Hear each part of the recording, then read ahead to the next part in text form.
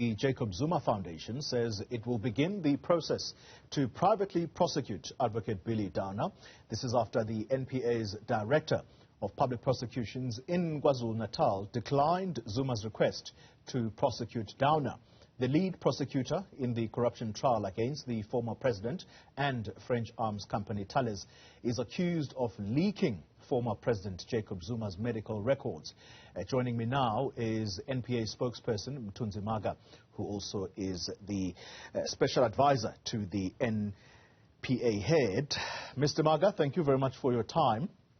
Can I begin by asking whether it's too early to ask about any formal documentation coming from the former president's side to you, because Advocate Downer is an employee of the NPA? We haven't received any communication from them with regards to the matter, though they have threatened or they indicated that there's a possible private prosecution against Mr. Downer. What about the certificate of non-prosecution from your side? Have you provided that to the former president? It was sent yesterday to the legal representatives of Mr. Zuma. All right. And how will it affect your case if and when the former president does mount the private prosecution against Billy Downer? We understand he has 3 months within which to do this. If that happens, the trial against the former president and the French arms company Thales is meant to begin in August. Will that affect that case in any way? We do not believe that it has a bearing on the role of Advocate Billy Downer as the lead prosecutor in the Thales and Zuma case, given the fact that the charges against Mr. Downer were declined by the Director of Public Prosecutions when they were late or when the docket was presented to her. We believe as the NPA that these charges are baseless. We believe that there is no merit in the private prosecutions that they will be mounting against Mr. Downer.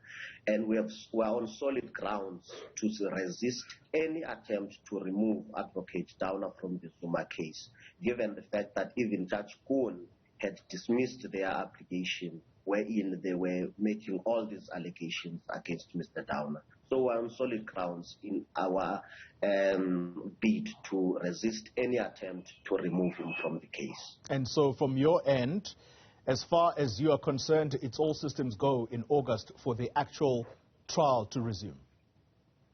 Advocate Downer is unshaken and is focused on ensuring that on the 15th of August, the trial resumes.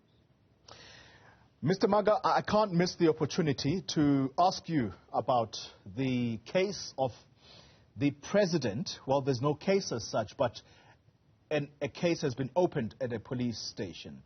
Now, where you come in as the law enforcement authority, or should I say the prosecuting authority, is by me asking you the question about whether there has been any formal communication between yourselves as the prosecuting authorities of South Africa with your counterparts in Namibia around the case of stolen funds at the president's farm in Limpopo?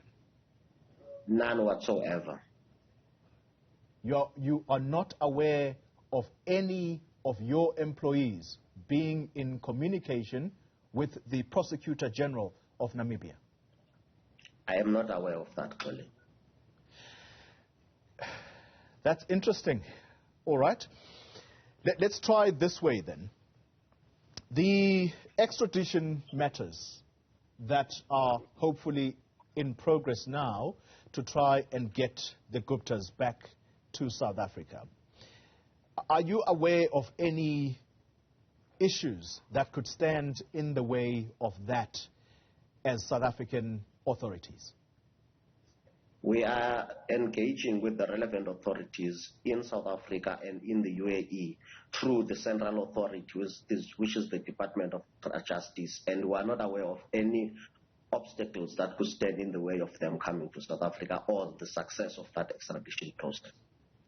If I take your mind back to the Shrien Diwani case, in that trial, South African authorities came under some pressure to prove that our prisons would be fit for a UK national to sit in its prisons if indeed he were to be convicted. Are you confident that the UAE authorities might have problems with our prisons here should any of the Guptas that are being sought from that country be brought here and subsequently be found guilty and be thrown in jail? I got interrupted there by a call, Xoli. I didn't get the last part of your question.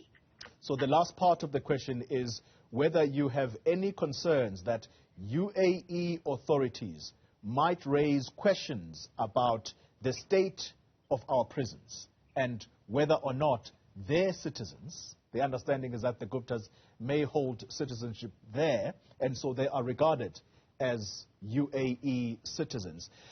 Might they raise concerns about the state of our prisons in South Africa? Would that be something that you are willing to address and address adequately?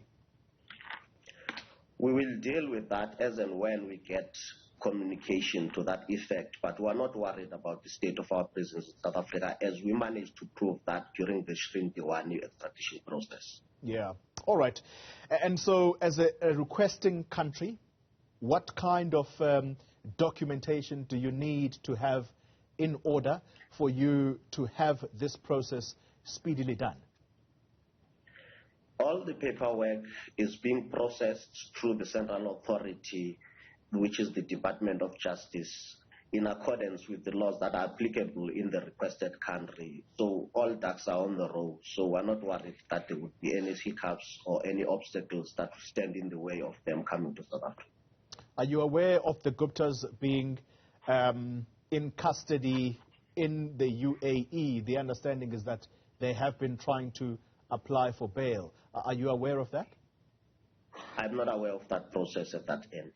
And are you aware as to when it is that the extradition trial might start from that end? At the moment, I don't have those details, Xoli. I'm sorry.